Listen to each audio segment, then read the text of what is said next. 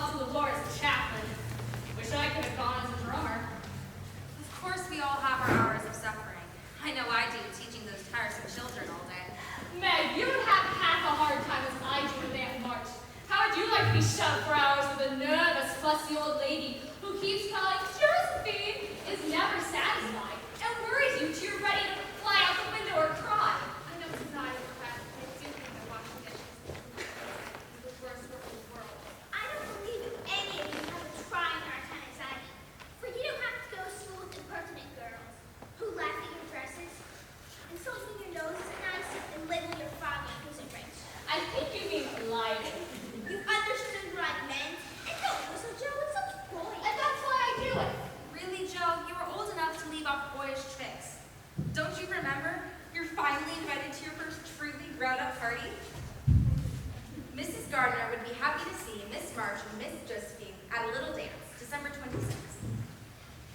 If only I had a silk dress. I'm sure our dresses look close enough to silks, and they're fine enough for us. Yours is as good as new. Well, I finished the witch's curse. Our new play will be ready for this evening. Now, I'm the villain now, remember. Help! Help! The ghosts, they torment me. The souls of the murdered, they haunt me. See, the demons gather about. How fast they come! How fast! Let me go! Let me go! Glad to find you all so merry at this Christmas morning, my girls. Merry Christmas, happy breakfast. Yes, but I want to say one word before we sit down. Out on the street, I met someone I'd like to invite in to speak with you girls. Oh, I'm sorry, but I didn't know what else to do. Mama's sick and there's no food left in the house for my brothers and sisters. Oh no, how many are in your family? I have 3 sisters and 2 brothers. My mama just had a baby girl. We live right down the road next to the fire, and I thought maybe... You mean you all live in that little shack? Yes, and I have to get back there. They were hiding. My girls, will you give them your breakfast as a Christmas present? I'm so happy you came before we began. Let's go! I'll help carry the thing. I suppose there is something romantic in spreading bounty among the less fortunate. We'll be like angels ministering to little children. Funny angels in hoods and mittens. Let's be off, girls.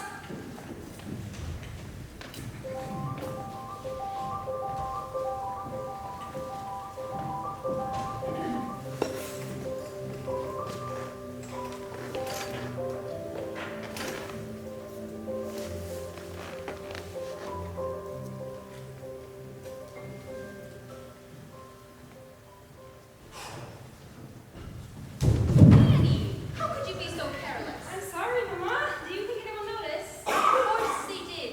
You practically fell into the punch bowl. Now, remember why we go to these parties? To have a good time.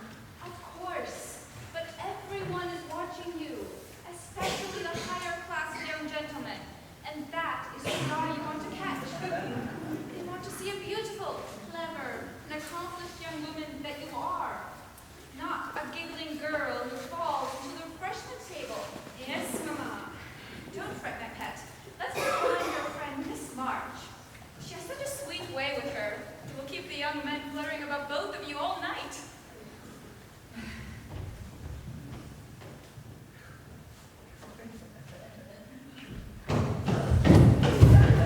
Hang all parties. Only Meg let me go and talk to the young men about skating, rather than standing around watching her dance and talk to Annie Moffat. Now, if this were a skating party, I say, do you like skating too? Christopher Columbus! I didn't know anyone was there. Shan't I disturb you? Oh, not a bit. I'm only here because I don't know anyone at the party. Neither do I. But I think I know you, come to think of it. You live near us, don't you? I'm next door, Miss March. I am not Miss March, Mr. Lawrence. I'm only Jeff. Well, I'm not Mr. Lawrence. I'm only Laurie. Laurie Lawrence. What an odd name. Well, my first name is actually Theodore, but I didn't like it. The fellows called me Dora. So I made them say Laurie instead. Well, I hate my name too. It's so sentimental. I wish everyone would say Joe instead of Josephine. How'd you get the boys to stop calling you Dora? I thrashed them. Drat! Suppose I can't thrash Aunt March. Don't you you like to dance, Miss Joe? I like it well enough that there's plenty of room. Don't you dance? Sometimes. Well, I've been abroad a good many years, so I don't know many of the dances. Oh, abroad? Well, do tell me about it. Have you been to Paris? Can you speak French? Yes, and me. I'd love to go back. And I suppose you'll be going to college soon. I suppose, but I'll hate it. Nothing but studying. Rather move to Italy and work on my music. Are you a musician? Oh, well listen. Now there's a splendid polka. Why don't you go try it? If you will come as well, well, there's plenty of room in here.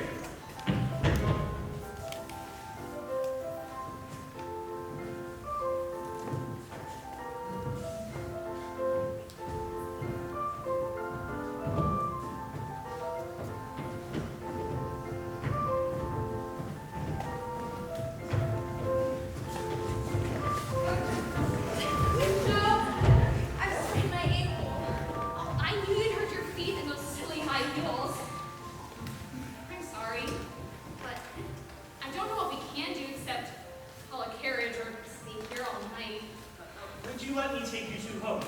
I always leave early for parties. Truly, I do. Oh dear, we Oh, couldn't. possibly refuse this generous offer from a neighbor. Of course we'll join you. Come on, Meg. Thank you very much, Mr. Lori.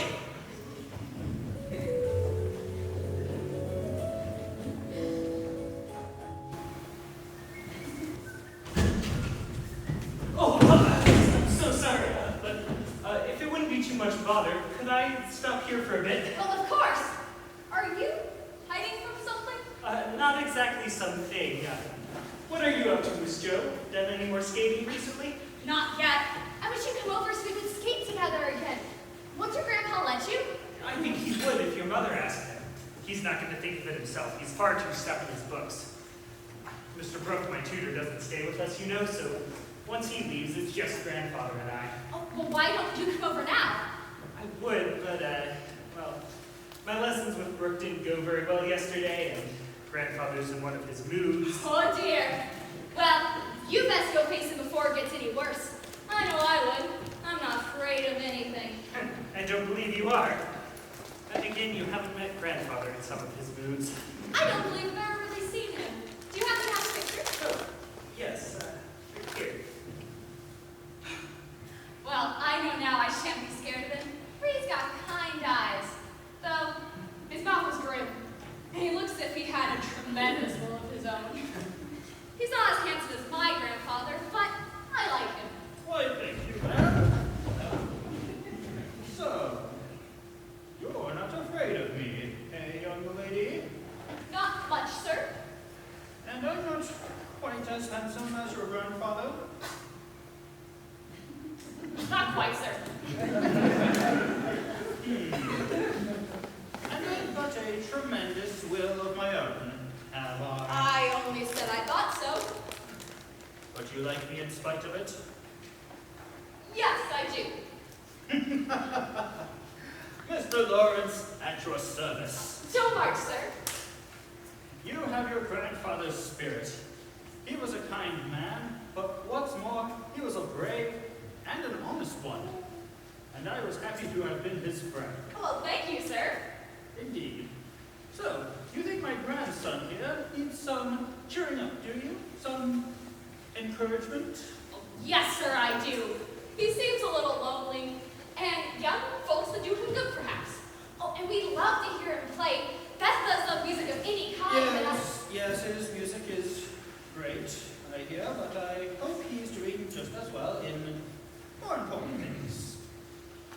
It's time for tea. We must go. Well, I was honored to have met you, and I'm sure we will when my grandson stops over again. My respects to you. Good night, Miss Joe. Did I say something wrong? No, it's just, he doesn't like to hear about my music. Oh, well, why not? It was my mother. She was an Italian, a musician, and grandfather never quite approved of that. He thinks I may want to be a musician someday, Well, do you? more than anything. Can I come over again? Of course. Goodbye. Wait till I tell the girls of Marby.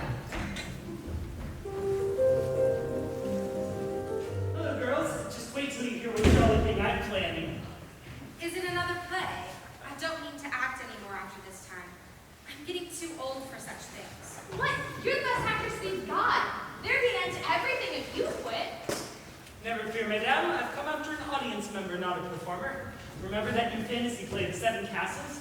I wheedled Brooke into going, and you two shall come as well. Oh, I have wanted to see that play. Do you think Marmy will laugh? Oh, not a bit. I heard her tell Amy she could go if she had enough pocket money saved up. And she won't mind if we're with Brooke. He's as steady as the day is long. Brooke is out getting the tickets. He'll drop them by later today. It's Dolly's tomb's over at my house, Joe. What do you say to coming over and larking them out for a bit? You must have finished your book by now. Not even close. I've been at it as long as Father's been gone, and it's almost exactly where I want it to be. But there. I've come to a stopping point, and I'll have plenty of time for any amount of larks. Night, dear. I'll be back in time to get ready for this evening. Mind you don't romp too much, Joe. And really, you shouldn't say you're larking about. It's such dreadful slang.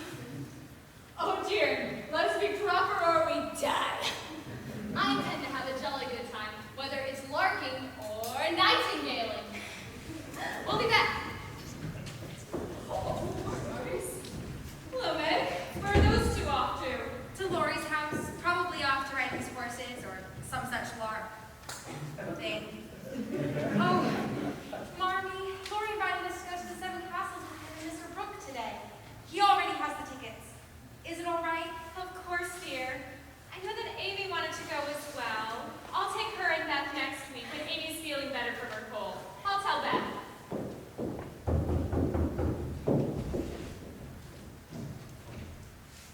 Good afternoon, Miss March. Young Mr. Lawrence asked me to deliver the tickets for you and your sister. Miss Josephine and Mr. Lawrence were galloping down the street as I passed, so I thought it best to deliver them here. Oh dear, I do apologize for my sister's behavior. No need. I love to walk outside myself. I know I often see you when I go out walking in the mornings. I thought I heard you singing in German one morning. Are you teaching it to Lori? Yes, I am. I've known it since I was young. Do you speak German?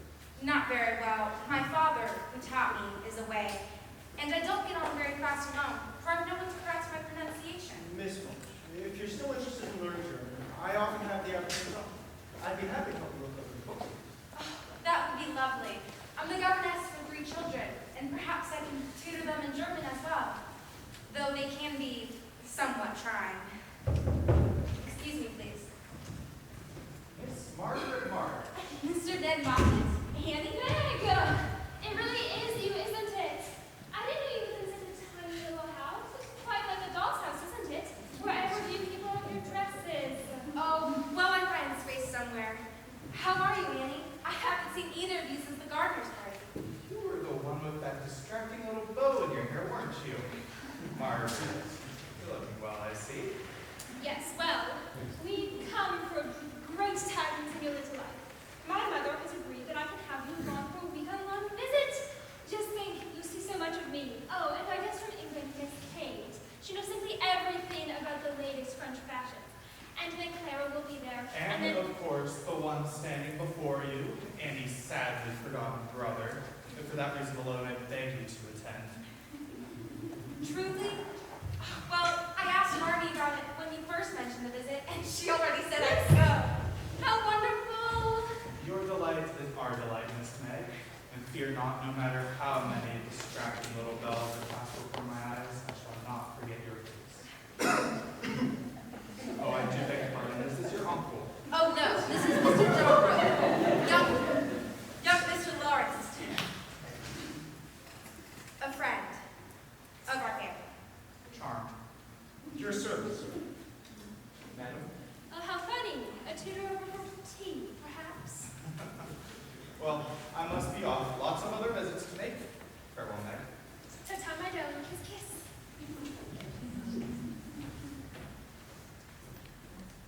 I can't believe Annie remembered. What a wonderful surprise. I must tell Marmy. Oh, I do beg your pardon, Mr. Brooke. Did you want to see my mother? No, indeed. I just came to deliver the tickets. Good afternoon, Miss March. Good afternoon, Mr. Brooke. I look forward to our visit to the theater. Theater? What theater? Oh, never mind, Amy. Little girl must ask questions when we have other problems. Oh, Joe, I just couldn't do it. I wanted to go that thing on Boy's house, but when I knocked, who should be in the door but Mr. Lawrence. All he did was look at me and say, hey, with the most hideous look on his face. Before I knew it, I was flying back over here. I can't go over again. I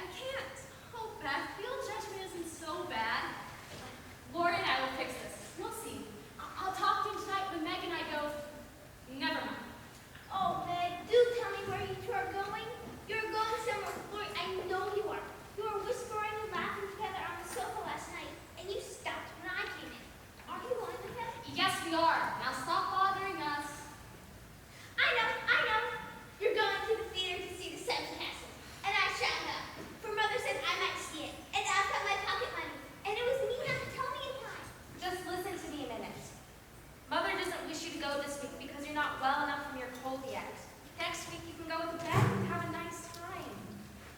I don't like that half as well as going with you two and Lori. Please let me. I've been sick with this cold so long. And shut up. I'm dying for some fun. Suppose we take her. We can ask Marmy. Oh, if she goes, I shan't. And if I don't, Lauren won't like it. It would be very rude after he invited only us to go and drag in Amy. I shall go. Meg says I may. And if I pay for myself, Lori doesn't have anything to do with it. You can't get seats with us, and you can't sit alone. So Lauren would give up his spot, and that would spoil our fun. So you may just stay where you are. I say, Joe, the carriage is here. Did Brooke drop off the tickets all right? Yes, he did. We'll be along in a few minutes. You really must dash, Amy. Please go talk to Marmy. I won't. I want to go with you and Lori. Please, Meg. Oh, stop being an infant, Amy. I would think she'd hate to poke herself where she's not wanted. Now, come on, Meg, we're waiting. You'll be sorry, Mrs. Joe Marcy, if you are. Fiddlesticks! Amy, come and talk to Marmy. I know we'll have a lovely time next week. Oh, you're just happy that you don't have to go tonight and talk to someone outside your family. I never get to do anything with Meg and Joe. They'll see I'm not some little child, see if they don't. I should go over again. Should. I can't. Oh, I wish I was going to Annie Moffitt's to have a fine time and wear all these nice things. I wish you were all going, but as you can't, I shall keep my adventures to tell you all when I come back. You look simply fabulous in that dress, Meg. I do hope you've eaten ravishing and not hungry. Oh, Marmy, can I borrow your gloves? The ones Joe let me are so terribly stained, and I've lost one of mine. She means well, but of course, dear.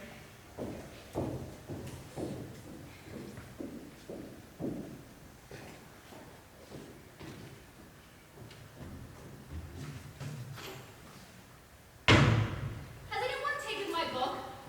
No. Amy, you've got it. No, I haven't. Well, you know where it is then. No, I don't. You know something about it, and you're going to tell me, or I'll make you. School as much as you like. You'll never see your silly little book again. Why not? I burned it up. What? My little book? Yes. No. Have you really burned it? Yes, I did. I told you I'd make you pay for being so precious today. And I have. So You beast! You wicked, wicked girl! How could you do this? My book! I can never write it again, and I'll never forgive you as long as I live! Josephine March, where? Don't defend her! Don't talk to me about that creature! I'll never speak to her again! Amy burnt Joe's book because she was cross with her yesterday.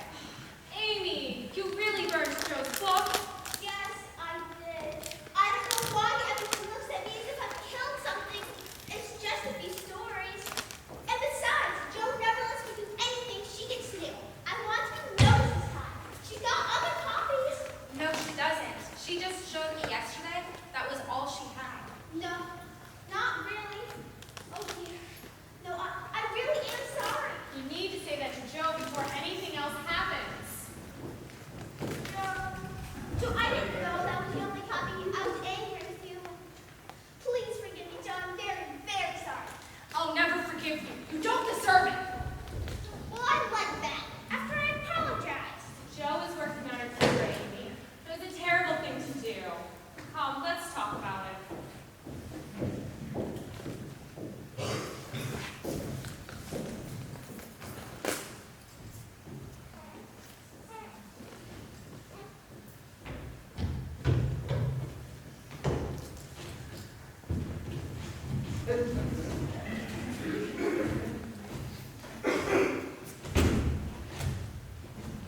Round 7 to Joe Marks.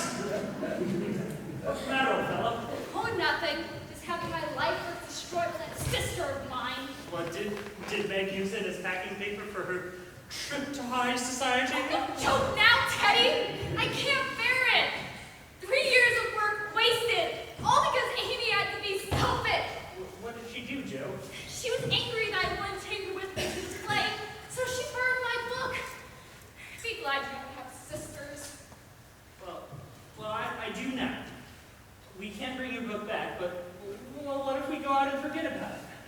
take you over to see the fellows play ice hockey. If we bundle you up and you put on my long coat, I'll say you're my friend from the next town over, and they'll let you play. Well, all right, I'll get my things. Thank you, Teddy.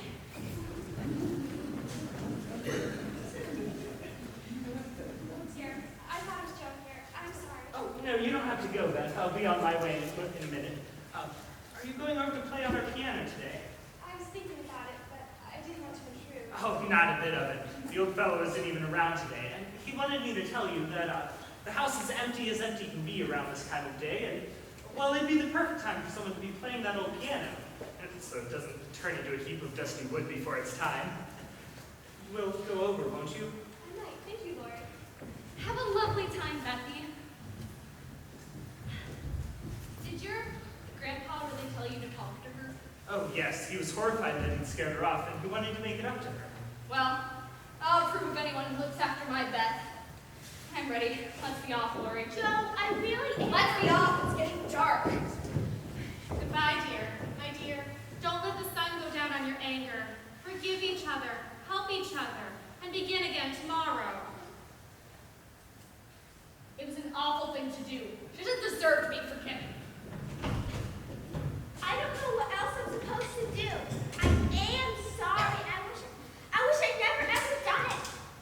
It's not always good to be the center of attention when everyone hates you. We all love you, Amy, but it's hard for Joe to forgive what you did. Let's go help Meg pack before the coach arrives.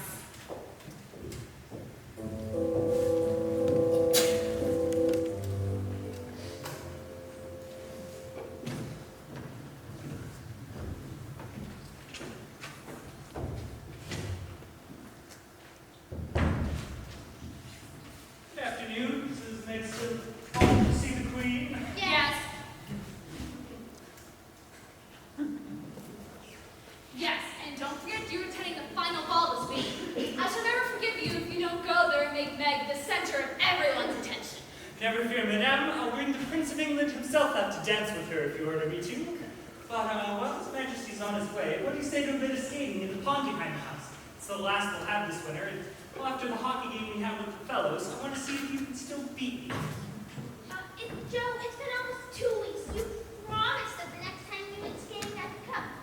I'll get my things. They're drawing in the entry. There's nothing else that can stop us. There, see? Promised I should go next time. This is the last ice we shall have. How cross can she still be after 2 weeks? It's hard for Joe to forgive the loss of her precious book. But I think she might do it now, and I guess she will if you ask her at the right time. Go after them, take a quiet minute, and do some kind thing. And I'm sure she'll be friends again with all of her heart. I'll try. I'll look at my one things now. Stay with Joe and Lori, no matter how she behaves, and be careful on the ice. Of course. Are you?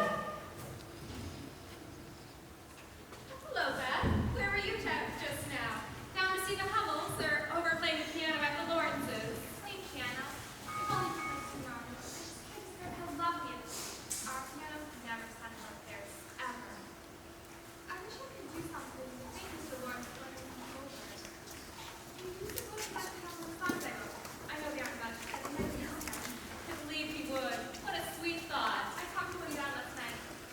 Could you get a pen for me? I do so want to thank him, but I'm so afraid to speak with him. Beth, I'm sure he'll appreciate your gift. Good. I always think that Robert and the house are really so long. Of course not. I know he loves to hear you play. It reminds him of his first child, a daughter, who was taken from him when she wasn't much more than your age. Yes.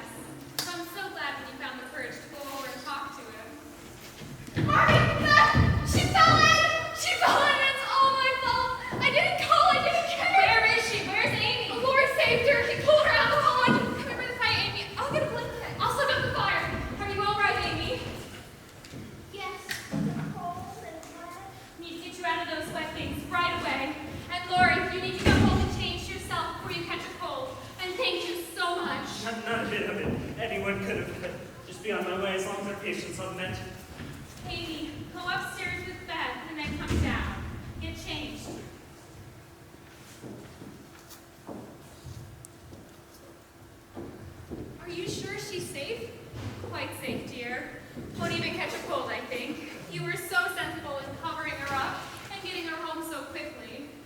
Lori did it all.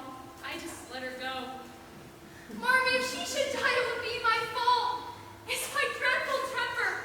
I try to cure it. I think I have. And then it breaks out worse than ever. Marmy, what shall I do? What shall I do? Watch and pray, dear. And never get tired of trying. And never think it's impossible to conquer your faults. But you don't know. You can't imagine how bad it is. I feel like I can do anything when I'm angry. I'm afraid that one day I'll do something awful and ruin my life and make everybody hate me. We all have our temptations, Joe, and it often takes us all our lives to conquer them. You think your temper is the worst in the world, but mine used to be just like it. Yours? But, Marmy, you're never angry. I've been trying to cure it for almost 40 years, and I've only succeeded in controlling it. Joe, I'm angry nearly every day of my life, but I've learned not to show it, and I still hope to learn not to feel it, though it may take me another 40 years. The only way is through the strength and tenderness of our Heavenly Father. His love and care never tires or changes, and his patience is endless. I let the sun go down on my anger.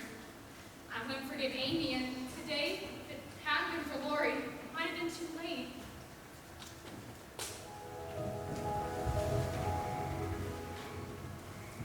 I can't tell you how lovely it is to have you at this little party, Mr. Theodore. I can tell that Daisy has been simply wild to see you all week, and I'm sure you have been too. Oh, don't try to deny it. I know how young men are. Daisy, who do you No mean? need to try to pretend here, my dear. We're all used to these love affairs. And I can just bet that my Annie will have a pretty little surprise all cooked up for you. You won't know your Daisy when she's through with her. I won't know her. I don't think I do. What is keeping all the girls? They should have been here hours ago. And Ned, he should already be here for the dancing. I'll go fetch them out. Ta-ta, dear.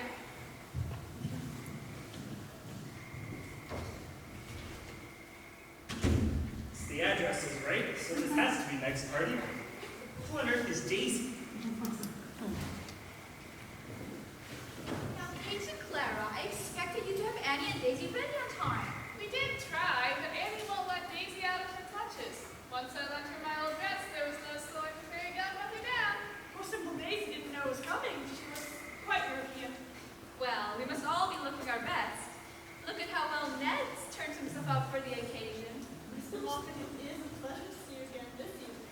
And you, Miss Kate, and Miss... Clara, although we're already such good friends, do you remember the Gardener's party when we first danced? I know you weren't even in the country at the time, Kate.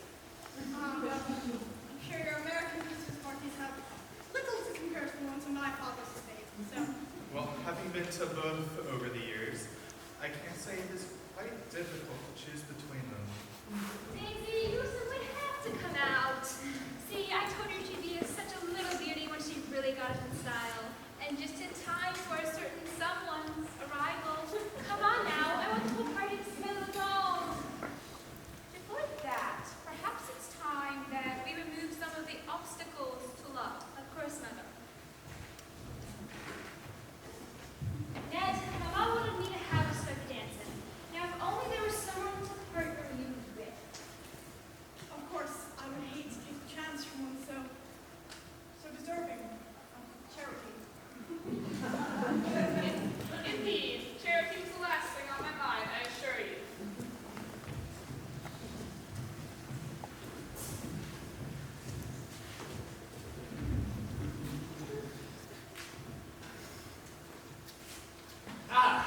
Well. Good evening, Daisy. So this is Annie Moffat's doing. Lori, I'm glad you came. I was afraid you wouldn't. My old dress tore after the last party, and instead of mending it, the girls dressed me up for fun. And I rather like it. Wouldn't just stare if she saw me? Yes, I think she would. You look so grown up and unlike yourself. I'm quite afraid of you. How absurd of you. Don't you like it? No, I don't. I know it's not like the dresses I have at home, but why shouldn't I be like all the other girls? Well, I never thought you wanted to be Annie Moffat's little doll, Meg. Why, you are the rudest boy I ever saw. I don't need any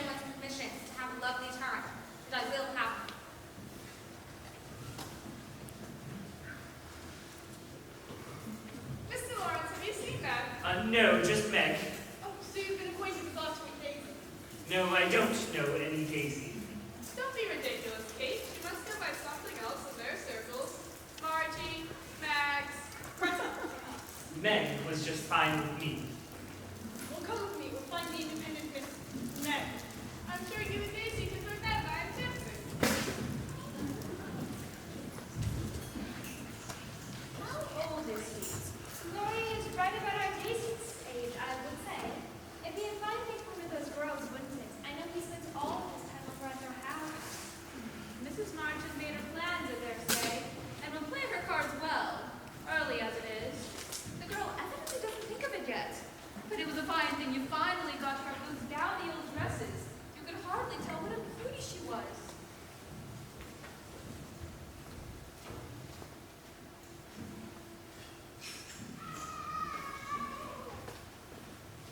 Miss Meg?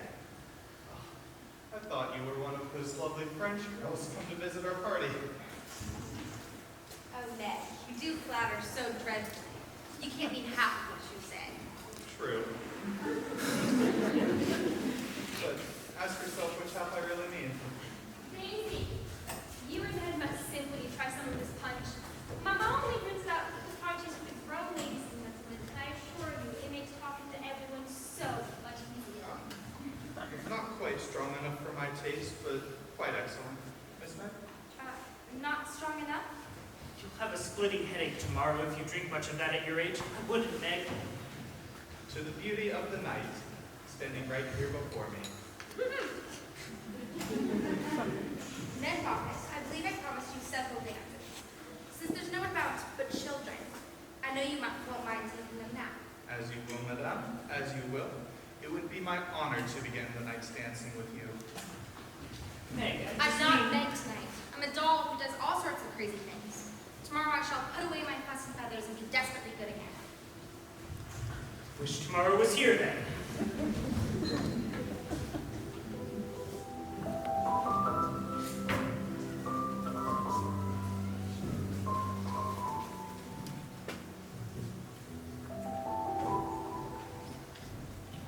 Marmy, I just got back from Aunt March's, and I can't find the story I was working on. Have you seen it? I'm not Joe. I saw her sitting out Rebecca's castle going to sleep all over it. So I put it in your desk safely. Well, where in the desk? Come show me. Marmy, did you ever know my son, Mr. Lawrence? I left it for him last week. I'm sure he loved it. He's very busy. You may not hear from him for a little while. Now, come along, Teddy. We have business to attend to. Yes, business. Goodbye, girls. Goodbye, Mother. Come along, Beth. It's our turn to help make supper. But I will tell you now, I cannot cook potatoes today. It makes my dry hands far too tired.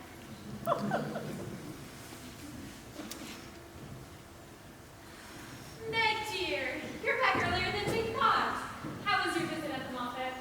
Very lovely in many parts, but it does seem pleasant to be back again. Though home isn't a splendid party. I'm glad to hear that you're glad to be home. I was afraid home would seem dull and poor after all those fine houses. Oh no, of course not. I felt quite lonely for our house, and for all of you, of course. Marnie, I want to fess up about something that happened at the office.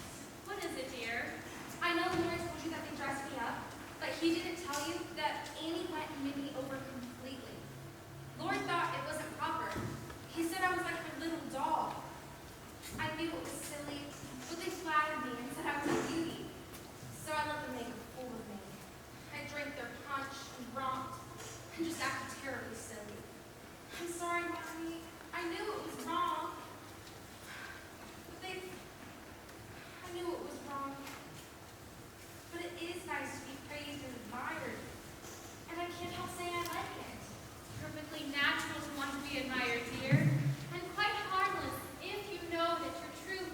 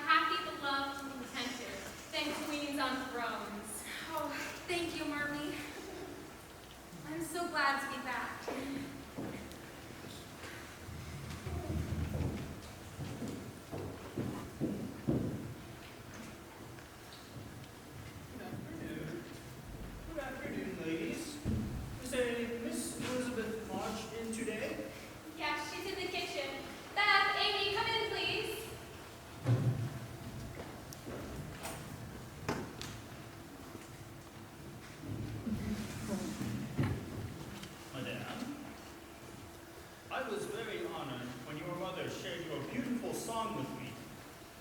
I can't play piano myself, but my grandson did the honors, and I've loved it more than almost any other gift I've been given. I like to pay my debts, so I know you will allow the old gentleman to give you something which once belonged to the little daughter I lost. I simply cannot accept your song without knowing that you have something on which you can play it. For me? Yes! He met us outside and asked us to help him with fun. Wasn't that splendid of him? I can't believe it. Mr. Lawrence, I'd love to play the song for you.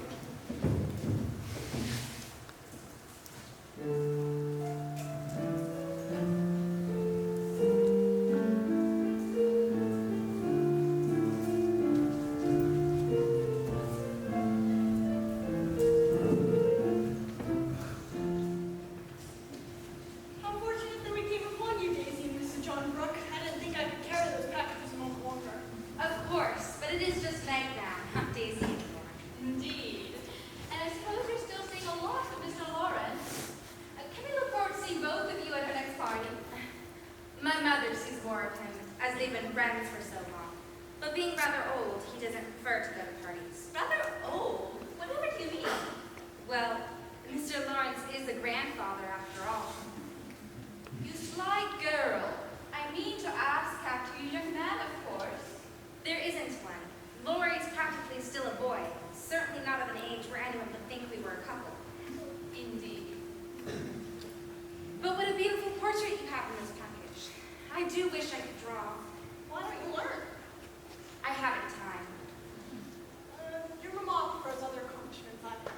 So did mine, but I took private lessons and she insisted I should go on. Can't you do the same with your governess? Miss Kate, you didn't know that our Daisy is a governess herself. Hey! How interesting! It is, isn't it? Yes, young ladies in America love independence, as do all of us ladies, and are admired and respected for supporting themselves. Yes, of course. Well, we all know Daisy must do what she must. Well, home is right up ahead. Let's just have you. I'll take that.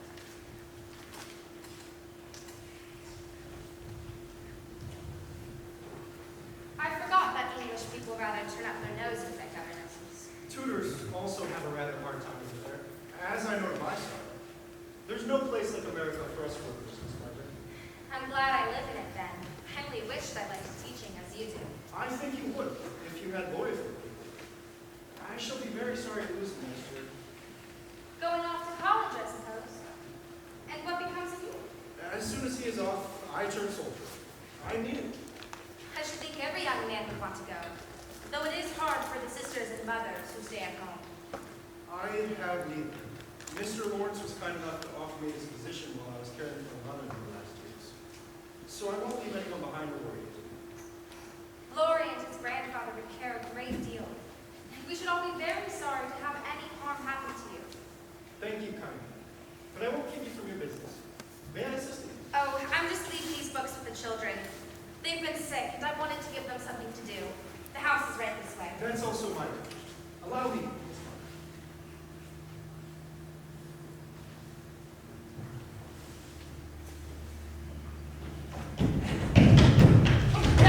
No, you shan't see until I've gone home and shown the girls, and that's final.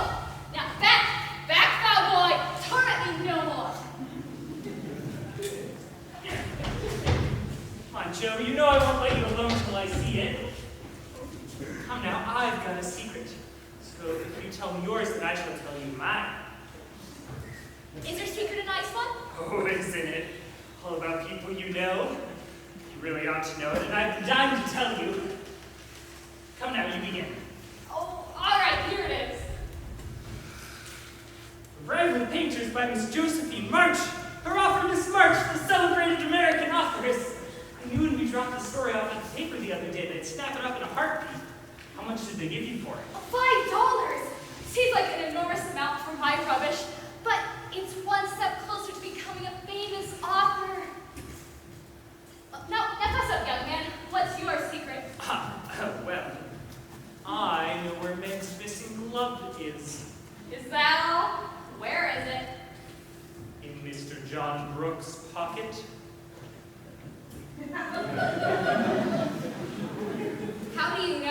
saw it. Isn't it romantic? No, it's ridiculous. It won't be allowed. My patience, what would Meg say? I'll bet John Brooke would be dying to know that as well. Oh, come now, I thought you'd be pleased. At the thought of anyone coming to take Meg away from me, no thank you. You'll feel differently when someone comes to take you away. I'd like to see anyone try. So should I. I hope you're not taking Lori away from his lessons again, Joe. I saw Mr. Brooke just now, and he seemed sad. I can always tell when Lori's been plaguing his life out. So you keep an account of my good and bad grades in Brooke's face, do you? I see him bow and smile when he passes your window, but I didn't know you've got a telegraph system going. Interesting. Really, Joe? When will he learn to behave? Don't make me grow up before my time, Meg. It's bad enough you changing all of a sudden. Let me be a little girl as long as I can. Now, where have you been calling this afternoon? At the Moffats, and Annie just got done telling me all about Belle Moffat's wedding. It was very splendid. They've gone to spend the winter in Paris. Just think how delightful that must be. Do you envy her, Meg? I'm afraid I do. I'm glad of it. Why? Because if you care so much about riches, you'll never marry a poor man. Now, come along home. I have something to show you and the girls.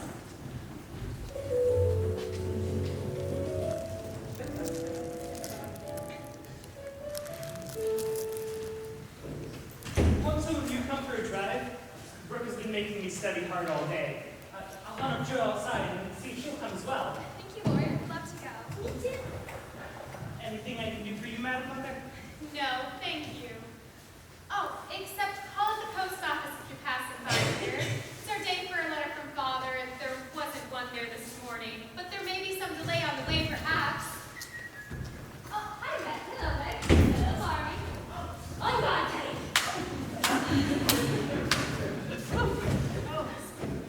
There's a telegram for you, Marmy. It looks like it's from the hospital you volunteer at. Strange. Why would they? Girls, your father! Mrs. March, your husband is very ill. Come at once, as Hale, Washington Hospital. I must go at once, but it may be too late. I won't waste any time crying, but I'll get your things ready right away, Marmy. You're right, there's no time for tears now, but Joe, Meg knows where my things are. Let her go. Give me a moment, girls. Let me think. Where's Lori? Here, ma'am. Let me do something, please. The horses are ready. I can go anywhere, do anything. Send a telegram. I'll say I'll come at once. The next train leaves at 6 o'clock, I think. I'll take that one. And leave this message and march. Now go, dear. Marmy, you asked that old dragon for money? It's been a bad rheumatism day. She's sure to refuse. I had to. I had been $5 in my purse.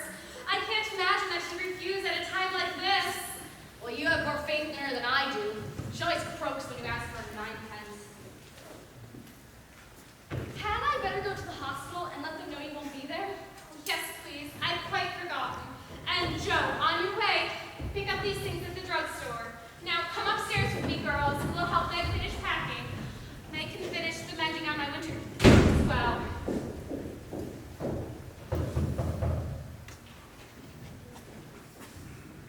I'm very sorry to hear this, Miss March.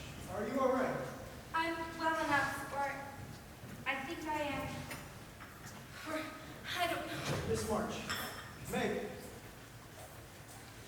I'm so sorry. It's just so much. I'm in charge now, and to have Father so ill, my Marmy's going all alone. I came to tell you that I asked him, and Mr. Lawrence has found work for me in Washington. I would be happy to help escort your mother to the hospital. Oh, how kind you are. It will be such a relief to feel that she has you to take care of her. Thank you very, very much. Of course. I'm glad to be of service to you. I'm afraid this tea is getting cold. Won't you come and speak to Mother? I know she would be happy to see you. No, I won't trouble your mother now. Hope we'll be back with the sleigh soon. Goodbye.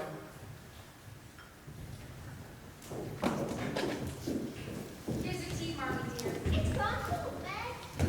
It's fine, thank you. I saw Mr. Brooke just now, and he says that Mr. Lawrence has business for him at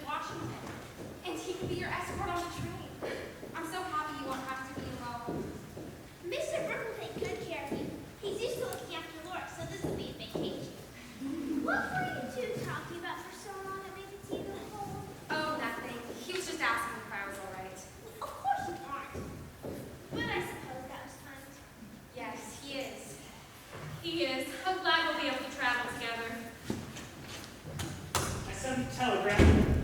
She grabbed that line, but your Aunt March gave me this envelope and a lot of bad advice that I won't pass on. Can I do anything else? No, thank you. We'll call if we need anything. Is your desk, is it empty? No, she sent the money, thank goodness. It isn't much, but it'll have to be enough. I can see if I can get an advance on my salary. They've always said no before. I can go back. I know they won't do that. It should be enough to give Father what he needs, I hope, and then we'll go from there. Now, where on earth is Joe gone? She should have been back ages ago. Here's my contribution towards making Father comfortable and bringing him home. $25. Joe, dear, I hope you haven't done anything rash. No, it's fine, honestly. I didn't beg, borrow, or steal it. I only sold it with my own. Joe, your hair, your beautiful hair. Oh, Chuck, how could you? You're one beauty. Well, she doesn't look like my Jonas Mark, but I love her dearly for it. It doesn't affect the fate of the nation, so don't wail about it. It'll be good by Vanny. I was getting too proud of my mop and quite satisfied with the results. What made you do it? Well, I was wild to do something for Father.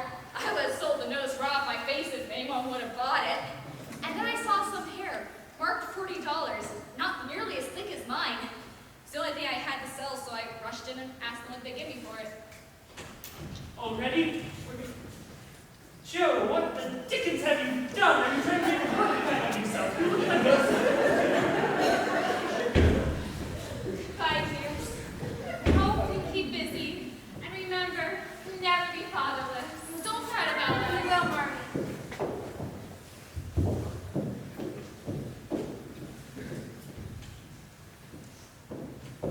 Joe, dear, what is it? Are you crying about Father? No, not now. What then? It's my hair.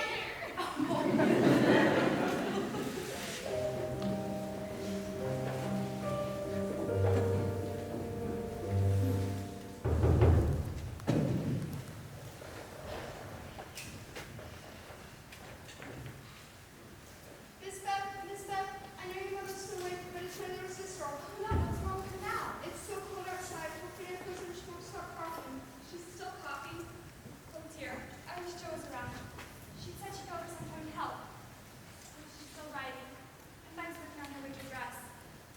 Did you send for a doctor? We don't have any money, but I heard Christine would come and help us in my mother's Central Hill. Begging my mother was all to help. Will you stay, please? Yes, of course. Let me get my coat. You'll be right up front.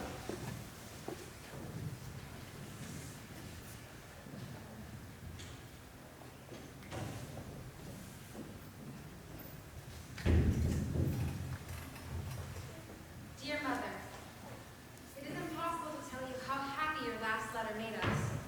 For the news was so good, we couldn't help laughing and crying over it. How very kind John Brooke is, and how fortunate that Mr. Lawrence's business detains him near you so long, since he is so useful to you and Father. Although it's been a month since he left, the girls are all still as good as gold. Give my dearest love to Father. Ever your own, Meg. Meg, have you seen Beth? I want to see if she had a letter for Father before I resend ours off. Is she over at the Hummels again? I'm afraid she might be. I know Mother wants us to help them out while she's gone, but really, there's so much to do running the house, I haven't had a day when I could go. It seems as if she's visited them most often. Oh, Joe, I really do believe your hair suits you. It's grown out a bit already. Much obliged, but thanks for lying. I know I still look like a porcupine, as Teddy never tires of telling me. Yes, but a very cute porcupine. Just ask Beth. Oh, look, here she is now. Christopher Columbus, what's the matter? You had the scarlet fever before, haven't you? Years ago when Meg did. Why? Well, then I'll tell you, Joe. The Hummels baby's dead. It died just now in my lap. Oh, you poor dear, how dreadful. I ought to have gone. It wasn't dreadful, Joe. Only so sad. I stayed with him until the doctor came, and he told me to go straight home, or I'd have a fever too. I've been over so often, but I didn't know it was scarlet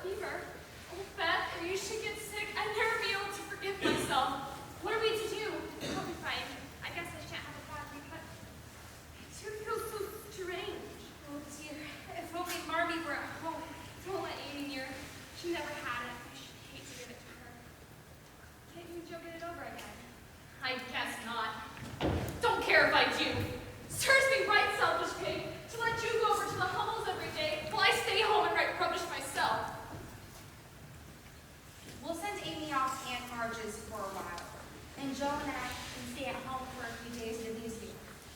I'll go and tell Amy.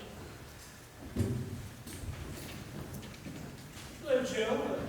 What's the matter with Beth? It's scarlet fever. Lori, have you had it before? Yes, when I was younger. Do you need anything? We really ought to have a doctor come over and look at them. Could you send for one? Of course. Anything else? Never! You'll never make me go! I'd rather have a fever than go to Aunt March's. We can't have both of you sick while Marmy's still away. Now, be a sensible little woman and do as they say.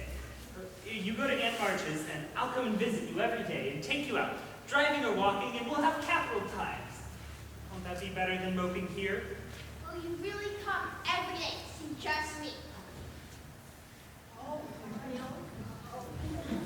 Thank you, Teddy. Come along, Beth. Shall I telegraph your mother, then? Not yet, Lori. I've helped the children I watched through scarlet fever, and Joe knows what she's doing, so we should be able to manage just fine. If you could just drop Amy off at Aunt March's and then call the doctor. Right. Come along, Miss Amy. We'll be back before you know it.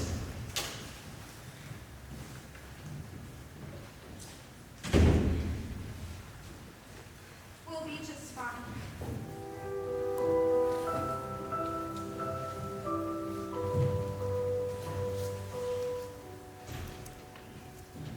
Letter from your mother, Joe. Mr. March is on the mend again. How's Beth? It's been 2 weeks. The doctor said she should be better by now. Joe, what's wrong? I've sent for Marmy. The doctor told us to.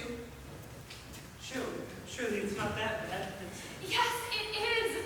She doesn't talk. She doesn't even know us. She doesn't look like my Beth anymore. There's no one to help us bear it. With Marmy and Father both gone, and God feels so far away, I can't seem to find him. Here, Joe. Hold on to me. Keep praying and hoping for the best. God's right here. He always has been. You're right. You're right. You are a good doctor, Teddy. Even better than you know. I telegraphed your mother yesterday, and she replied that she'll come at once, and she'll be here tonight, and everything will be all right. Are you glad I did it? Oh, Teddy! Oh, my! I'm so glad. Bless you, Teddy. Bless you. I've got to tell Red.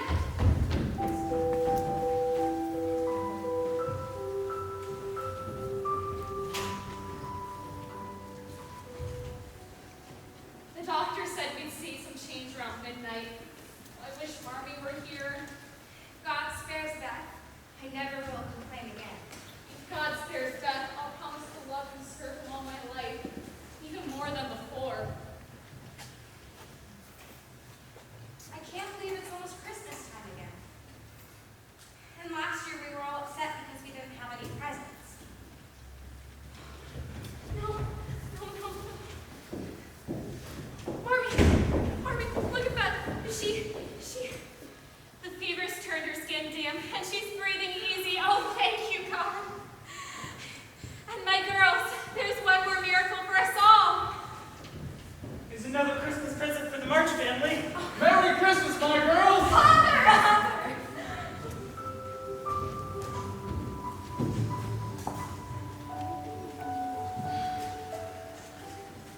Just a year ago, we were groaning over the dismal Christmas we were going to have. Don't you remember? It's been a rather pleasant year on the whole. I think it's been a pretty hard one, but I'm so happy to be back with all of you. Having only oneself in company is not very exciting. I'm glad it's got you back. Rather a rough road for you to travel, my girls, especially the later part of it. But you have gone on bravely, and I'm so happy to see all the wonderful changes in my little women. Merry Christmas, everyone. We wanted to come over and see how our patients were doing. Very well indeed, thank you. John, Lord, come in, sit down. Thank you, Mrs. March. Good afternoon, Mr. March. Ladies. Good afternoon. We were just about to go in for some tea. Would you join us? Laura, you can help Beth along. Oh, of course. Come along with me, Beth.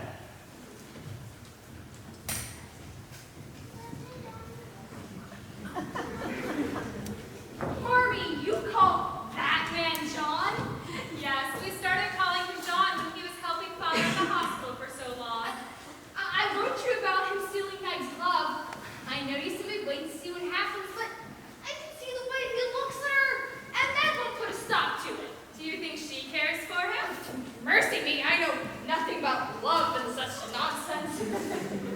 But I think you'd be able to see right through him. Him going and being kind to father, so you'd let him marry Meg if she wanted. Joe, don't get angry. John was perfectly open and honest about his feelings for Meg, and we all agreed that nothing would be said until father was all the way better. But we did let them write each other. Meg is old enough to make decisions for herself, Joe. There's nothing we can do about her being grown up now. I knew there was mischief brewing. I felt it! And now it's worse than I imagined. Oh dear, why weren't we all boys? This wouldn't be a bother. Boys get married too, Joe. I know that John. You told Mr. Brooke John now. Yes, we've grown very fond of him. He's become like a son to us. I'm glad of that. He's so lonely. I'm going to set out the tea. Don't be long, girls. Now, what on earth is wrong with Joe? Oh, nothing.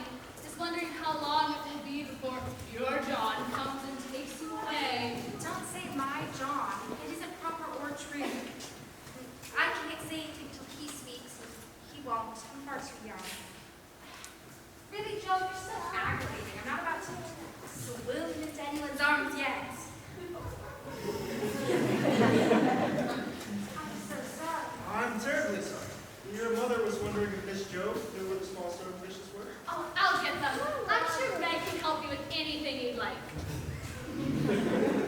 I suppose I'll go see if she needs help. Don't go. I feel as if you won't even look at me today. Are you afraid of me, Margaret? Oh, no, of course not. I just didn't know how to say thank you for all those letters from you. I don't know if I could have gotten through without all the help I've had from you. And Marmy, too. There's no need. I was happy to do it. I've missed having you come here. And I'm honored to have been part of your story. You still are. I know Father and Mother think the world of you. And you. Me? Oh, dear.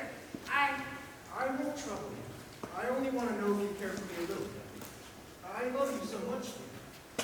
I don't know. Will you try and find out? I'd really like to know. Merry Christmas, Daisy. I haven't seen you since that day at the King's house. Came to see how you were getting on without me. Andy, bless me. What's all this? Oh, dear. John, if we... I'll wait and study. How are you? Who in the devil was that old man? You remember. It's John Brooke. Laurie's tutor and Father and Mother's friend. And mine. Well, if that's all, he's funny looking, isn't he? I haven't seen him around at any parties. He's not usually at any, no. And I haven't been either. Not since that last visit, really. Oh, right, last Christmas. Well, anyway, I was bored and wanted to see how you were doing. Penelope left me in the lurch for the New Year's dance, but I knew you'd be interested in coming along. Actually, I'd rather not. My father has just returned home, and my sister is finally well. Oh, right, he was off at the front or something, wasn't he? But why should that stop him from coming along to the parties, Daisy? Don't tell me your brother is Eddie Brooke. He's just not someone you need to be catching the eye of. Or as a church mouse, no doubt. Did you see those boots? Father and Mother don't think so. They like John, even though he's not. Perhaps boots are the most important thing in your life? But I respect John for wanting to help others before himself. I do respect him. A great deal. What is this? You're not engaged to him. Oh, Daisy, Daisy, it's like Mother always says, you'll be sorry for it by and by when you try to love in a cottage and family family. It can't be a worse one than some people find in big houses. I couldn't do it better if I waited half my life. I'm proud to think my John cares for me, though I am so poor and young. Well, it looks as if we won't be seeing you around anymore, Daisy. Or should I say Mrs. Brooke? My Daisy, married a papa. Goodbye.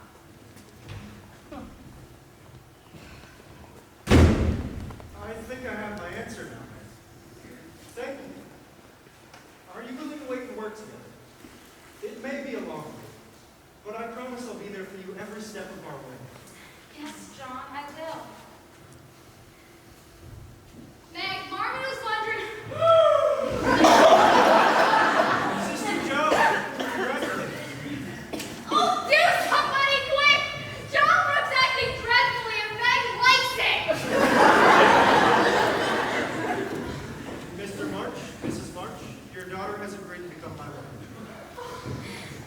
Congratulations. There's no one else I'd trust my Meg with. You don't look festive, ma'am. What's the matter? You can't know how hard it is for me to give up Meg. Well, you got me anyhow. I'm not good for much, I know, but I'll stand by you, Joe, all the days of my life. I swear I will. I know you will. I'm ever so obliged. You're always very comfort to me, Teddy. Come now, don't be dismal. Meg is happy. Brooke will fly around and get settled immediately, and, well, it'll be very jolly to see Meg in her own little house. I'll be through college before long, and then we can go dashing about Europe on some grand adventure or other. Well, capital times, that'll be wonderful. I'd rather think it would be. But there's no telling what may happen in the future. Don't you ever wish you could look forward and just see where we will all be then? I do. I think not. Or I might see something sad. And everyone looks so happy now. I don't think they could be much improved.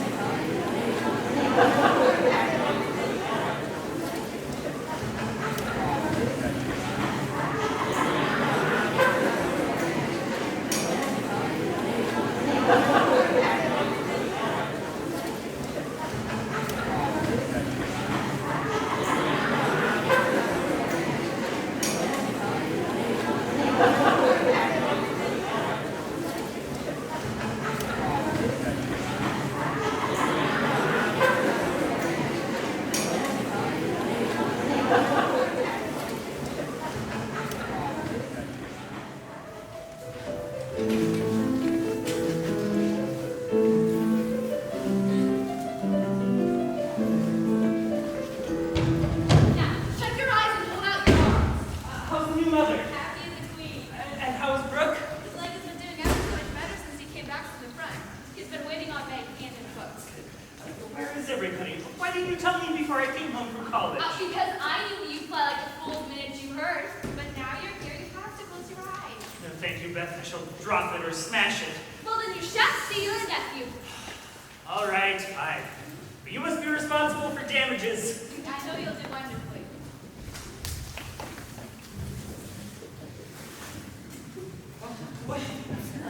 Wait, my Jupiter!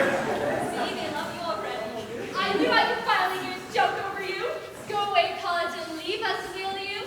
Serves you right if you come home early and a married couple turns up with 2 children. Are they boys? Oh, what are you going to name them? Oh, let's have another look. Boy and girl. Aren't they amazing? Little John and Meg. Now, if you don't mind, the happy mother and father can't bear to be parted from them for long. See and Auntie Beth. Of course, we can hardly ever get them to sleep without you, dear.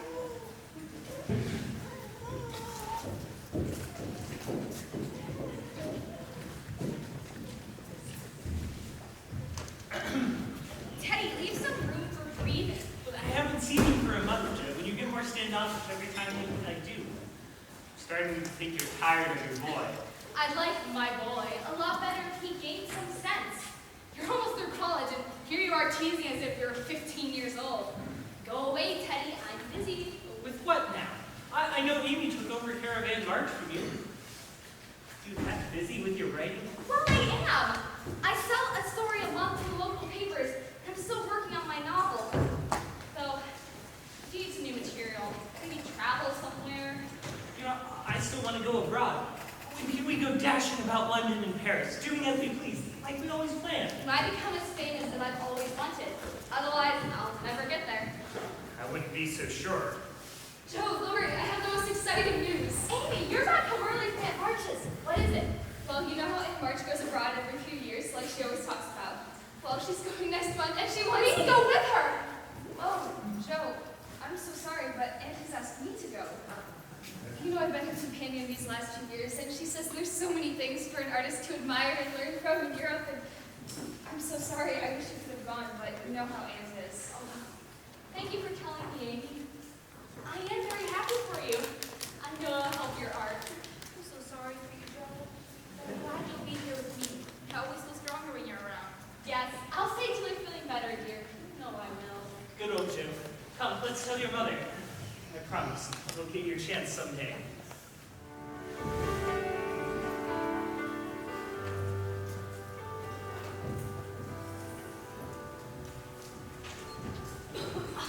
Teddy!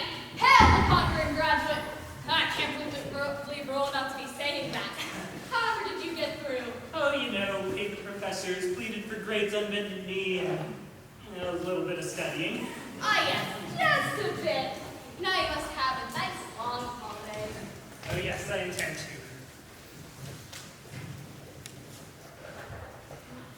No, Teddy, please don't. Oh, Joe, I've loved you ever since I've known you. I couldn't help it. You're not like anyone else in the world, and we're so perfectly suited for each You other. need too much like each other, Teddy. We're both stubborn with quick tempers. I can't imagine what we'd be like in 2 years, let alone the rest of our lives. We fight like cats and dogs. If you love me, Joe, I should be a perfect saint. You can make me anything you like. I've never thought of you that way, Teddy. Well, I know you've always acted like you never cared, but we've always been best friends. I hoped you loved me. I know I'm not half good enough, but I don't know why I can't love you like you want me to, but I can't change how I feel. Really, truly, Joe. Really, truly, dear.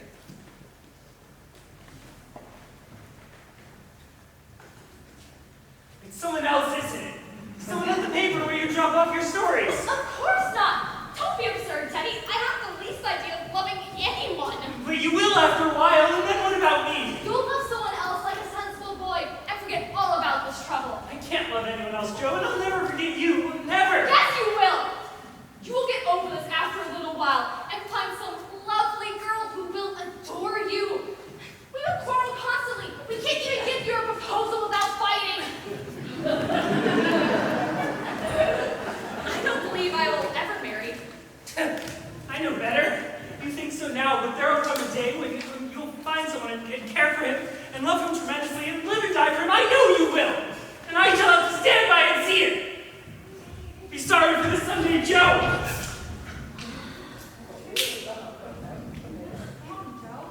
Pat, Arnie, Teddy asked. He proposed to me. I tried to choke him off, but it was no good. What did you say to him? No, of course. I love the dear boy, but he's like a brother to me. I know we'd tear each other to pieces in a day. I have to agree with you, Joe. You and Lori are wonderful friends, but you're too much alike. I'm afraid you'd rebel if you were together the rest of your lives. How did he take it? Dreadfully. It was the worst thing I've ever had to do. I'm so sorry for both of you. He was afraid he'd ask after we graduated. So did his grandfather. His grandfather plans to take him out and travel for a while to keep his mind off of things and to keep him out of trouble. Oh, that will be wonderful for Teddy. But I was wondering about myself, Barbie. Do you think I could try my wings and hop out of the nest a bit? I mean, Meg's got a life all her own. Amy's still abroad, and are you feeling all the way better, Dot? You just went on a walk with me yesterday, Joe. I feel as well as ever I was. Promise. Good. I was thinking of taking a position as a governess in New York. I really want to go somewhere and work on my writing. What do you think? I remember you talked to me about that position, Joe. Your father and I have talked about it. We think you should go if you want to. We have enough money saved up if you need it, and I want to see you try new things and grow.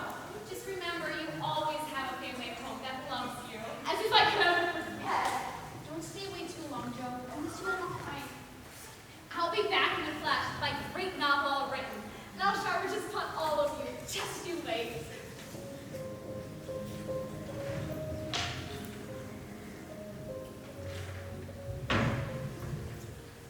Dear Marmee, Father, and Beth, I'm going to write you a regular volume, for I've got loads to tell you.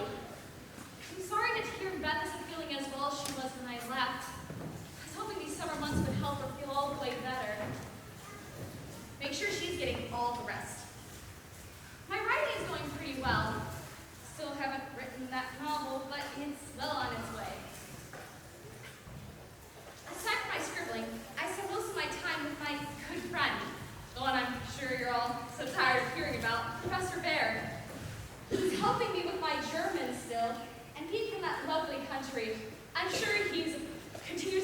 on my horror pronunciation. But the credit to his patience that he hasn't given up on me yet.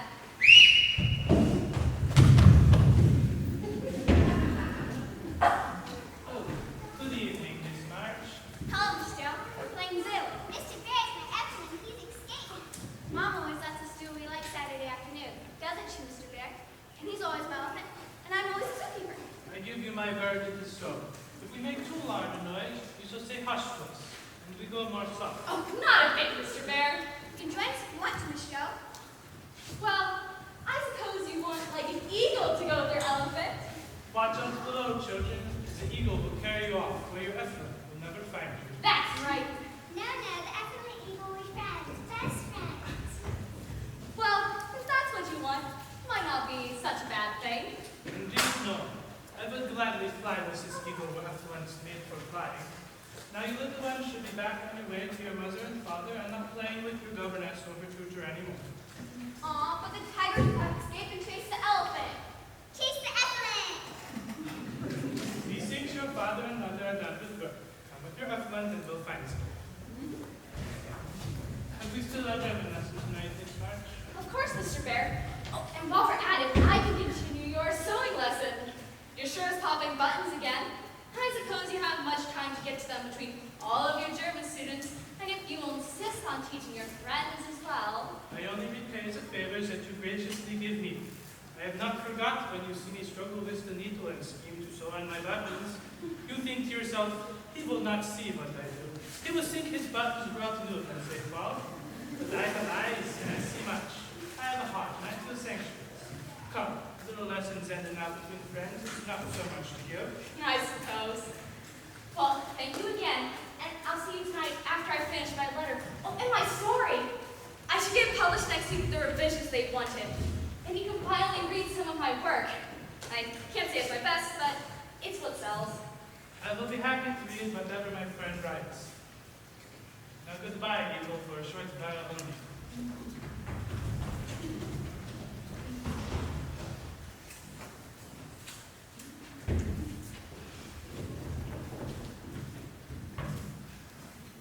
I'm glad you like what I tell you about Professor Bear, and I hope you'll come to know him someday. Mother will admire his warm heart, father his wise head. I admire both, and I feel rich in my new friend, Friedrich Bear.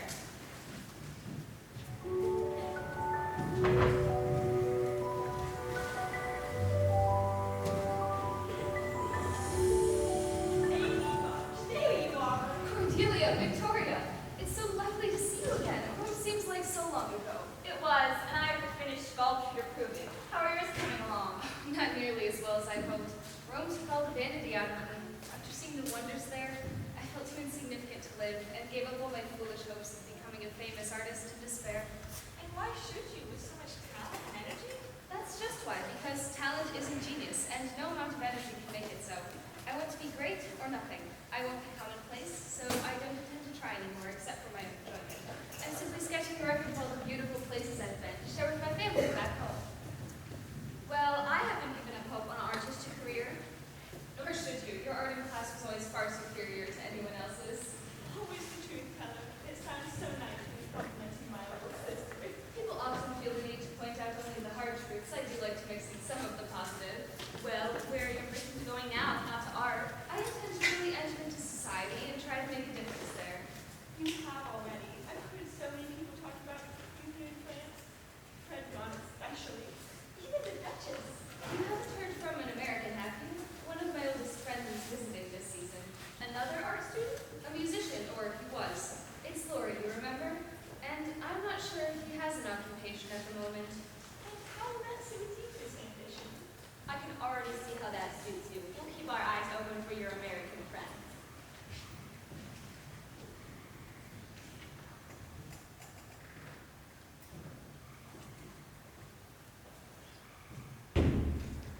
Oh, Laurie, I thought you'd never come. I feel like I haven't seen you in ages. How is your grandfather? When did you come? Very well. He's in London on business. I got your letter last night and thought I'd come by since we were in the area. I don't know where to begin, and I'm sure you have a million stories to tell of your adventures. were so quiet the last time we saw you in Rome. I supposed you were ill. No, I haven't been ill, thank you. Oh. I haven't heard much about your travels. Where have you been? The usual. England, Italy, now France. Grandfather hates traveling, and I'm not finding it as interesting as I thought I would. Be much better with a more interesting traveling companion. Going around by yourself can get so exhausting. I'm sure. And he doesn't prefer to go on as many walking tours as I do, but I have my sketches to keep me occupied. Oh, don't trouble yourself on my account. All right. Mr. Lawrence, we've cornered you again. And you weren't trying too hard to hide. I fear my dance card is rather full, but I'd say it's my first dance. And my last. I would never ask to call. We wouldn't dream of imposing. If only there were anyone with the time to spare. I know the party's quite busy. I must. And you'll be staying until the end, of course. Most likely. Well, I suppose I'll go around to the other guests. Though I can't imagine anything more lively than the company here.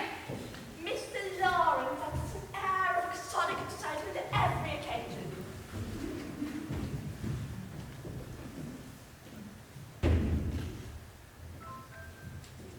Do you care to dance as well? One usually does at a ball. Would you do me the honor of... No need, my card is already full, so we shall have to catch up on our news now. Have you been able to do all the work you wanted with your music? Haven't had the time. Indeed. I suppose your grandfather keeps you busy introducing you to the business? Grandfather felt I needed a holiday after finishing college, so he watches the business and Brooke keeps an eye on things at home. Been seeing the fellows from college a good deal.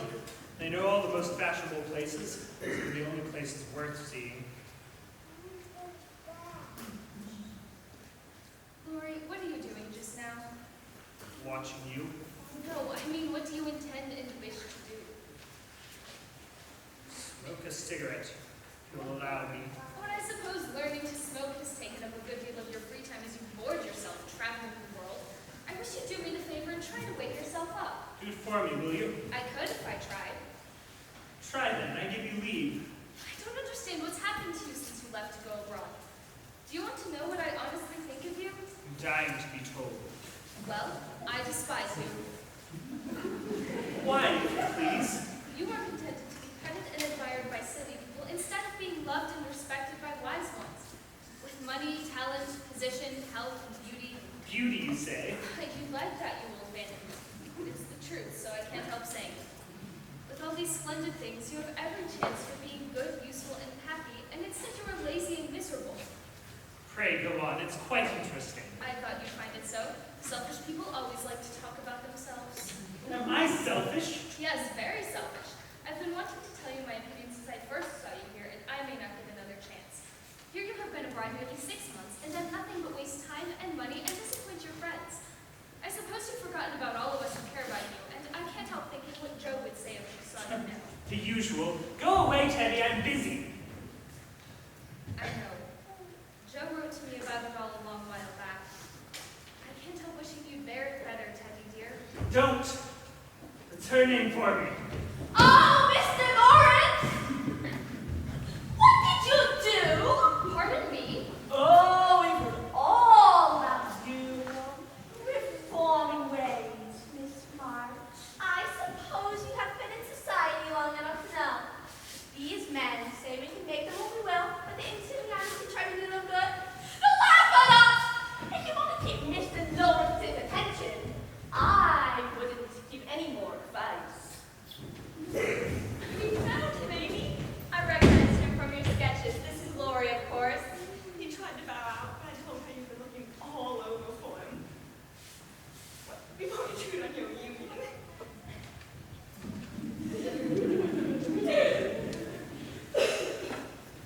I suppose it's lucky for Joe she didn't love me. If I'm a good-for-nothing fellow, you think me. It's her fault, though, and you may tell her so. If I were you, I'd at least try to be respected if I couldn't be loved. Do you think Joe would despise me as you do? Yes, if she saw you now. She hates lazy people.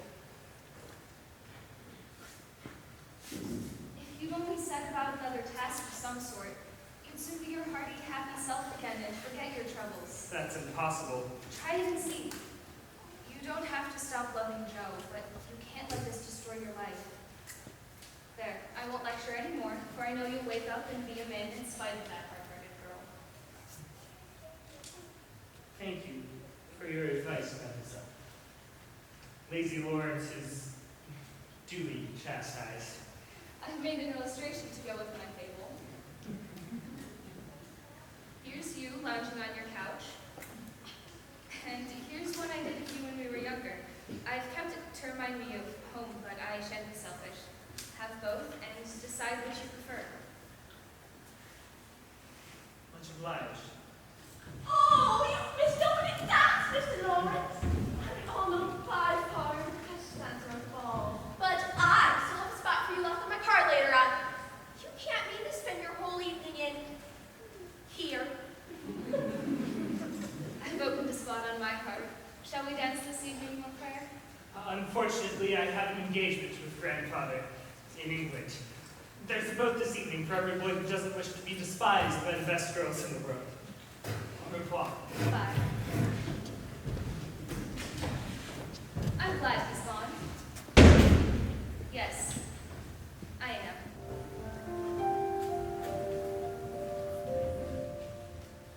The Lunatic Corpse by Joseph March. Well, not Shakespeare, but he gets the bills paid. Such a silly story. Suppose we'll be amused by it. Good evening, Miss March. I was wondering if you still have Kitty's dog. The mother can't find it and has sent the household to search it for her faithful elephant. Have you seen it? Oh, yes, I think it's over here. The Spread Eagle, family story paper. The Lunatic Corpse. These papers are not for the young people to read. I have no patience with those who make this harm. Oh, really? Well, I've read some of them, and they're not very good, of course, but they're not all bad, just silly. And if there's a demand for it, I don't see any harm in providing it. Many respectful people make an honest living out of what they call sensational stories. If the respectable people knew what harm they did, they would not think they're living honest. And the people who write books, to live with thieves, murderers, and criminals, even though it's only in imagination, it is to live with bad company. I suppose if I were the author, I'd have a hard time explaining these stories at home, or to any of my good friends. Well, a good friend would understand the temptation and look to help you find other work. Are you still working on the novel, Miss Judd? I would like to see it, if you would like to show it to me. Of course. I wanted to for a while, but I always seem to find something else to do. But my German is coming along nicely, and they'll be surprised I can talk to Father in German at home. You are happy that you have a home to go in? We will miss you much when you go for the summer. Have you thought of returning next winter? I have. I know I miss Mrs. Kirk and the children and all of my good friends. I never thought I'd feel at home here, but I really have. Well, winter's over. I've read no books, earned no fortune, but I've made a friend worth having. I'd like to keep all my life. You won't forget to come and visit if you ever come near us, will you? I'll never forgive you if you do. I want them all to meet my friend. Do you? Shall I come? Yes, come whenever you like. I'd love to introduce you to Barbie, Father, my sisters, and Lori. Ah, Lord, that is your best friend of whom you speak. Yes, he used to be. I don't know what he is now.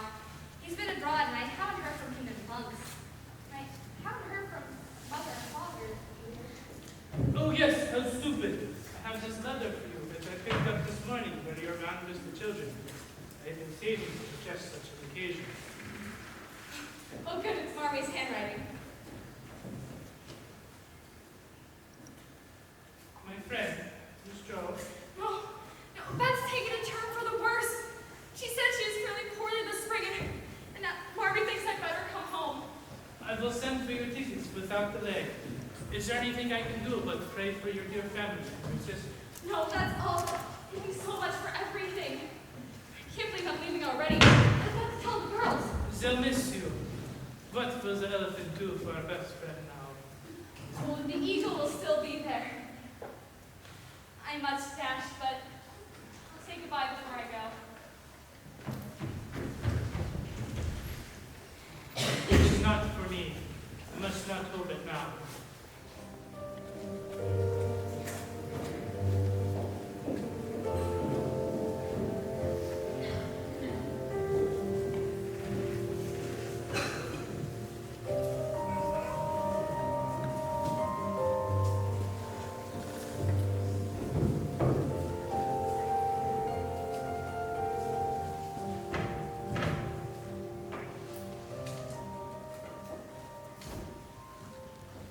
Joe, Beth, I knew I had to leave so you got home. Oh, Beth, I should have come home weeks ago, months. No, no. I wanted you to be able to go away. But Joe, dear, I'm glad you know it. I wanted to tell you, but I just couldn't. I knew it, but I didn't like to tell you. Beth, don't give up hope yet. I'm going to believe this isn't true and not let you think so. I didn't speak out except to my Joe. I only need to say that I have a feeling that I never was supposed to live long. I'm not like the rest of you. I can't seem to imagine myself anything but stupid little Beth, trotting about at home, of no use anywhere but there. I'm not afraid. The hardest part now is leaving you all. It seems that I should be homesick for you even in heaven. Oh, Beth, I used to think I couldn't give you up, but being away for a bit, I realized that I won't ever really lose you, that you'll be more to me than ever, and you'll be the very best part of me as you always have. And death can't part us, though it seems to.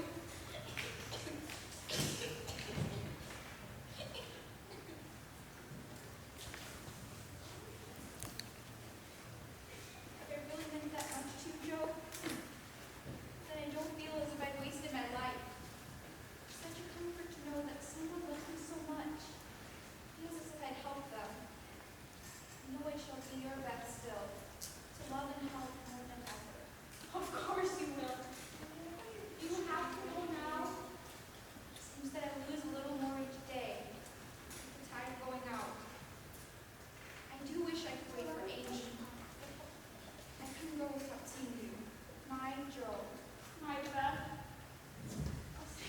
I won't say goodbye. You don't have to. We will see you again soon. I love you.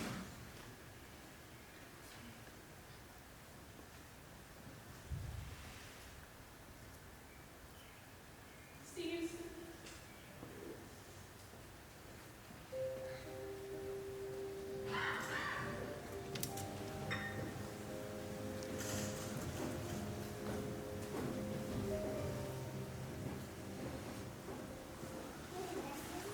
I shall see you again, but not in this world. Please don't regret a moment. Things have made a moment. I wanted you to have your chance so badly.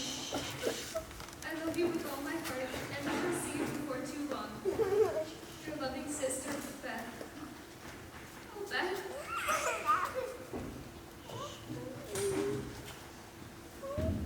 Lori, I knew you'd come to me.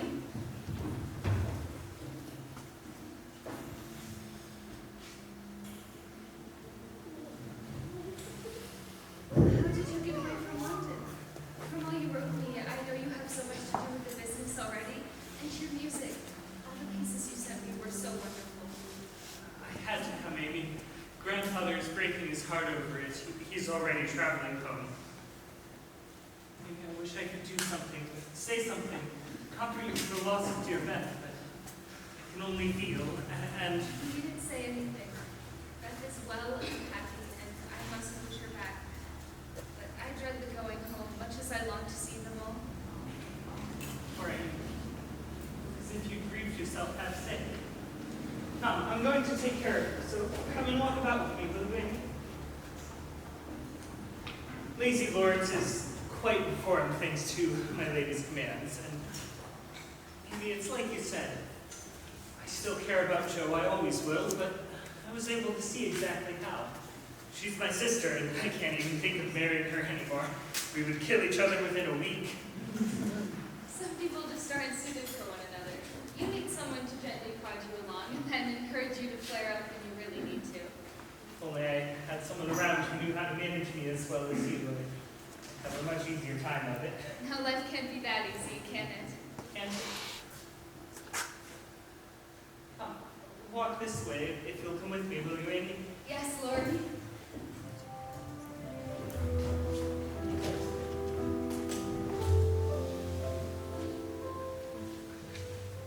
My dear, I'm not sure whether it was a good decision to have your mother take the twins for their walk today.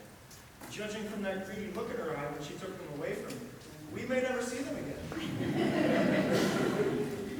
Well, we'll have to lay siege to their house until they return the children then. I'm sure Joe will help. I feel as if I haven't seen you for weeks, Joe. I know. So, how is married life with the two little ones? Oh, it's lovely. Of course, John and I have our little tiffs like anyone else. Remind me someday to tell you about the time I tried to invite a friend over for dinner when Meg was in the middle of making 16 quarts of jelly. Dear, I'd rather you didn't bring that up. It's probably doomed to go down in history as one of our silliest fights. But it's not all about June jelly and changing diapers. If John hadn't been there during Beth's illness, I don't know what I would have done. We got through it together. Yes, we did. Oh, Joe, I wish you could have found someone in your travels. Wasn't there some sort of handsome newspaper man you could have taken with you? I found the newspaper meant to be quite ungentlemanly. I didn't get anywhere with my writing until I gave up the newspapers. Now my novel's coming along nicely, and I've had several publishers ask to take a look at it. But apart from the children of Mr. Bear, I'm afraid I didn't make many friends in New York. Oh, well, darling, you still have your family, and I'll always be here for you. And so shall I. Teddy, Lori, Meg, Brooke. Joe, are you happy to see me now? of course. After your last letter, I knew things would be just as they always were between us.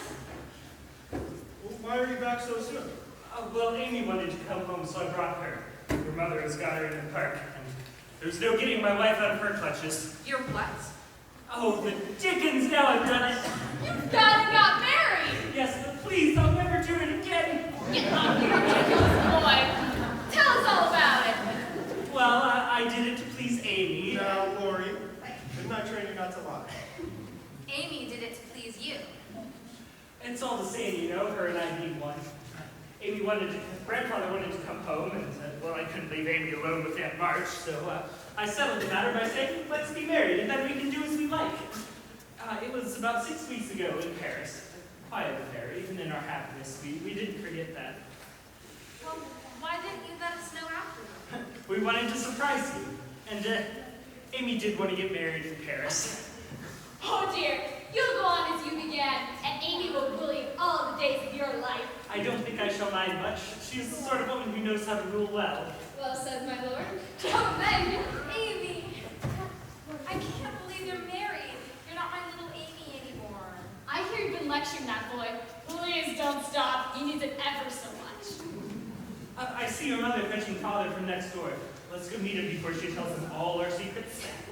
My lady. My lord.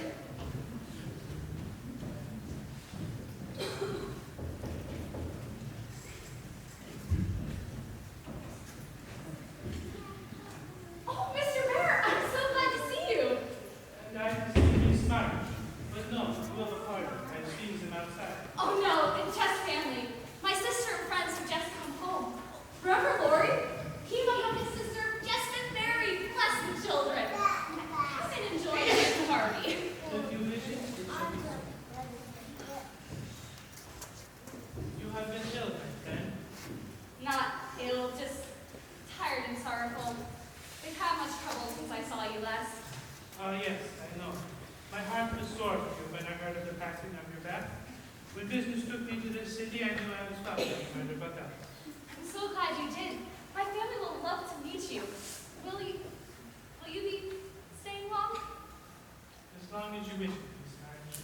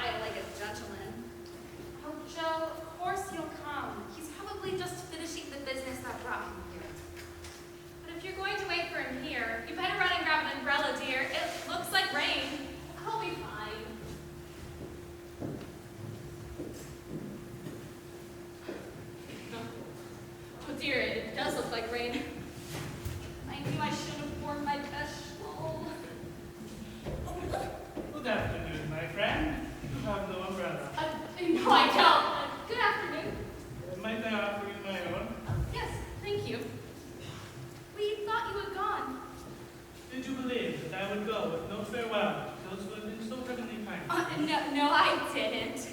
I knew you were busy with your own affairs, but we missed you. Mother and father especially. And you? I'm always glad to see you. I sing. And come one more time before I go. You're leaving then? I have no longer any business here. It is finished. My friend finds me a place in a college where I teach. For this I should be grateful, should I not? Indeed you should. How wonderful it will be for you to be doing what you like and be able to see you so often. Ah, but we shall not meet often, dear. This place is at the best. So far away. You're going Hearts, dear, why do you cry? because you're going away. But that is so good. Joe, I have nothing but much love to give you, and I came to see if you could care for me. I waited to be sure that I was something more than a friend. Am I? Yes, Frederick. Joe, a dear, funny little name for such a person. My Joe, I have nothing to give back but a full heart and these empty hands. You're not empty now. Now tell me, what brought you here at last, just when I wanted you? In my paper, I saw this, published by Miss Josephine Marsh. This, I said, comes from the heart of my friend. This is the kind of verse she was meant to do. In it, one little verse seemed to call me. Read it and find it. I will see that you go not in the bed. For woman, taught by time and woe, to love and labor in their prime. One woman in a lonely home, hearing like a sad refrain, be worthy, love, and love will come in the falling summer rain. 4 sisters, parted for an hour, none lost, only one gone before, made by love's immortal power, nearest and dearest evermore. Lives whose brave music long shall ring, like a spirit stirring strain, souls that shall gladly soar and sing in the long sunshine after rain.